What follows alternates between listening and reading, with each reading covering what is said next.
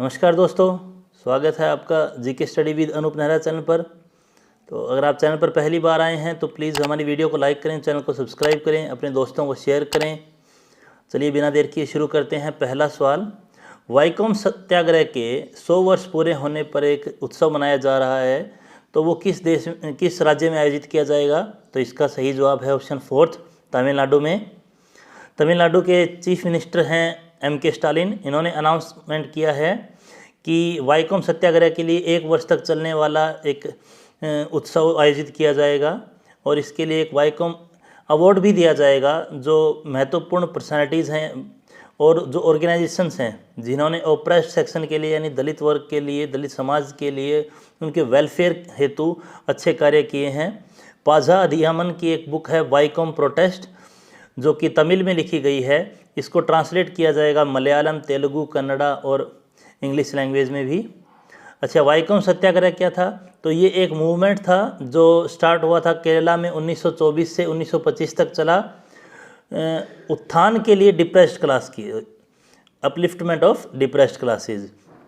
तो ये लॉन्च किया गया था ऑपरेशन ऑफ पीपल के against of the lower caste and untouchability in places near Travancore. और उस ज़माने में त्रावणकोर को वाईकोम के तौर पर जाना जाता था।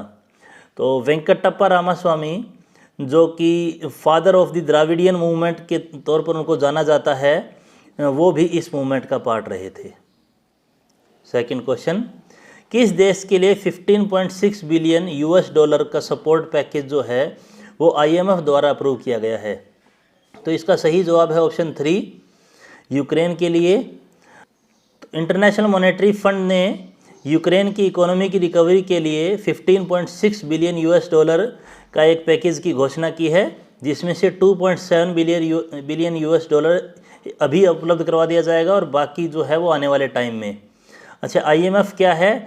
तो ये ग्लोबल जो मॉनेटरी कोऑपरेशन है उसको प्रोमोट करने के लिए बनाया गया था 1945 में। इसका हेडक्वार्टर है वाशिंगटन DC में और इसके मैनेजिंग डायरेक्टर है Kristina Georgieva. Question number 3, international conference on human wildlife conflict and coexistence, इसके होस्ट कौन सा देश है? तो इसका सही जवाब है UK, ऑप्शन 2। तो मानव वन्यजीव संघर्ष और सह अस्तित्व यानी कि international conference on human wildlife conflict and को एग्जिस्टेंस, इस पर एक अंतर्राष्ट्रीय सम्मेलन इस वर्ष ऑक्सफोर्ड और यूनाइटेड किंगडम में आयोजित किया जा रहा है। यह प्रकृति के संरक्षण के लिए अंतर्राष्ट्रीय संघ यानी IUCN, संयुक्त राष्ट्र संघ के खाद्य और कृषि संगठन, संयुक्त राष्ट्र के विकास कार्यक्रम और अन्य द्वारा आयोजित किया जा रहा है। IUCN है international union for conservation of nature. तो ये आपको थोड़ा याद रखना है। क्वेश्चन नंबर 4, शेंगेन एरिया ये निम्न में से किसके साथ एसोसिएटेड है? तो इसका सही जवाब है ऑप्शन 4, यूरोपियन यूनियन के साथ। तो यूरोपियन यूनियन के मेंबर्स हैं, उन्होंने हाल ही में डिसाइड किया है कि जो शेंगेन वीज़ा है उसको डिजिटाइज किया जाएगा और इसकी जो वीज़ा की आवेदन प्रक्रिया है उसको और अधिक कुशल बनाने के लिए ऐसा किया जा रहा है। शेंगेन क्षेत्र जो है वो 27 यूरोपीय संघ के देशों का एक ऐसा क्षेत्र है जिसने आधिकारिक तौर पर सभी पासपोर्ट और अन्य प्रकार के सीमा नियंत्रण को अपनी पारस्परिक सीमाओं पर समाप्त कर दिया है। अपनी जो म्यूचुअल बॉर्डर्स हैं उन पर उसको ख़त्म कर दिया है। क्वेश्चन नंबर 5, किस देश ने हाल ही में एक रेफरेंडम किया है नए कॉन्स्टिट्यूशन के लिए अप्रैल 2023 में ही? तो इसका सही जवाब है ऑप्शन 2, उज़्बेकिस्तान ने। तो उज़्बेकिस्तान ने 30 अप्रैल को नए संविधान पर एक जनमत संग्रह कराया, रेफरेंडम करवाया। यह संविधान उज़्बेकिस्तान को एक संप्रभु, लोकतांत्रिक, कानूनी और सामाजिक राज्य घोषित करने का प्रयास करता है। संविधान व्यक्तिगत अधिकारों से लेकर संसद की शक्तियों के विस्तार तक के नए नियमों को भी स्थापित करता है। तो सोवरेन, डेमोक्रेटिक, लीगल और सोशल स्टेट, ये 4 वर्ड हैं। नेक्स्ट क्वेश्चन नंबर 6, इसरो ने एक प्लैनेट की नई इमेजेस लॉन्च की है ओशियन कलर मॉनिटर को यूज़ करते हुए, जिसमें 13 अलग अलग वेवलेंथ को यूज़ करते हुए किस टाइप के मोनोसेटेलाइट को यूज़ किया है इन्होंने, ये ऐसा सवाल है। तो इसका सही जवाब है ऑप्शन सेकंड, ओशियनसैट 3। तो इसरो ने बहुत ही खूबसूरत इमेजेस जो हैं वो क्लिक करी है ओशियन कलर मॉनिटर को यूज़ करते हुए, जिसमें 13 अलग अलग वेवलेंथ को अर्थ की ऑब्जर्वेशन सैटेलाइट EOS 06 पर यूज़ किया गया, जिसको ओशियनसैट 3 कहा जाता है। इन पिक्चर्स को एक साथ कंबाइन किया गया, इसमें 2939 इमेजेस ली गई और कुछ 300 GB डाटा को एक मोज़ाइक, जिसमें एक स्पेशल रेजोल्यूशन है 1 किलोमीटर का, उसको यूज़ करते हुए एक सिंगल इमेज बनाई गई।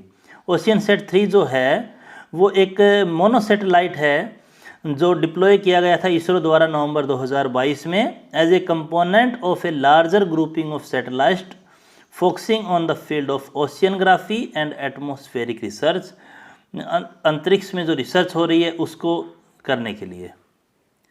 क्वेश्चन नंबर 7, कौन इंडियन ओरिजिन के इंजीनियर हैं जिनको नासा के जो मून टू मार्स प्रोग्राम है उसके लिए हेड बनाया गया है?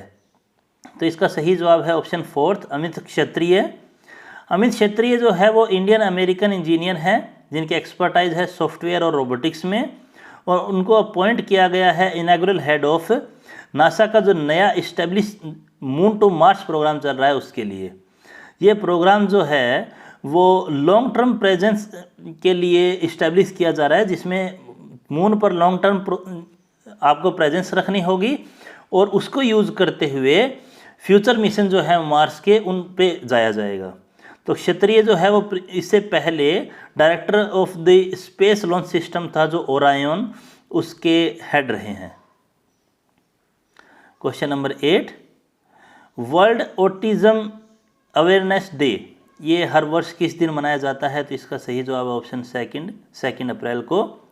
तो ऑटिज्म स्पीक्स ये एक ऑर्गेनाइजेशन है जो वकालत करती है उन इंडिविजुअल के लिए जो इनको ऑटिज्म की बीमारी है, और ये ऑब्ज़र्व किया जाता है वर्ल्ड ऑटिज्म मंथ जो कि हर अप्रैल में होता है, और ये वर्ल्ड ऑटिज्म अवेयरनेस डे जो 2 अप्रैल को मनाया जाता है उससे स्टार्ट होता है। ये 1 महीने का प्रोग्राम है।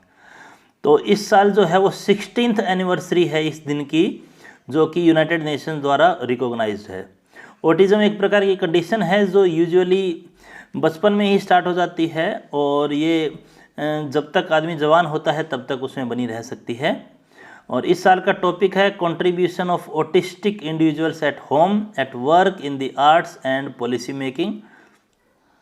क्वेश्चन नंबर 9, तो किसने director general of naval operation के तौर पर अप्रैल 2023 में शपथ ली है? तो इसका सही जवाब है ऑप्शन 1, अतुल आनंद ने।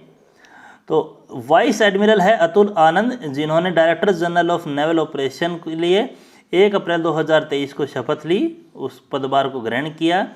ये कमीशन हुए थे executive branch of the Indian navy में 1 जनवरी 1988 को, और एक एल्यूमिनस हैं, पढ़े हैं ये national defence academy, defence services command और स्टाफ कॉलेज मीरपुर बांग्लादेश से, और इसके अलावा national defence college new Delhi से भी। वाइस एडमिरल अतुल आनंद जो हैं उनको अति विशिष्ट सेवा मेडल और विशिष्ट सेवा मेडल दोनों मिल चुके हैं।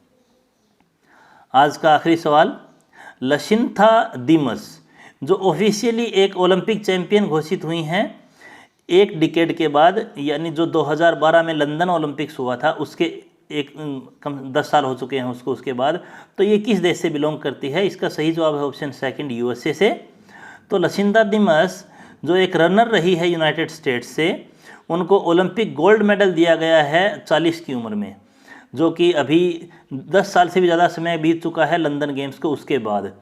ऐसा इसलिए हुआ क्योंकि इंटरनेशनल ओलंपिक कमेटी ने जो नतालिया अंत्युख थी, जो ओरिजिनल गोल्ड मेडलिस्ट थी 400 मीटर हर्डल्स में, उनका टाइटल उनसे छीन लिया गया जब उनको रशियन डोपिंग स्कैंडल में उनका नाम आया। लेकिन अभी जो एविडेंस मिले हैं मॉस्को टेस्टिंग लैबोरेटरी से, डाटाबेस से, उन्होंने ये अलाउ किया है एथलेटिक्स इंटीग्रिटी यूनिट को कि वो अंत्युख को डिस्क्वालीफाई कर दे और ये रिज़ल्ट जो है वो जुलाई 2012 से 2013 तक ये जो टेस्टिंग की गई थी उसका रिज़ल्ट है। अंत्युख ने दिमश को 0.0 सेकंड के महीन अंतर से लंदन ट्रैक पर हरा दिया था। तो कैसी लगी आज की आपको ये वीडियो, प्लीज़ कमेंट करके बताएं। अगर आपको पसंद आती है तो लाइक करें, अपने दोस्तों को शेयर करें। Thank you.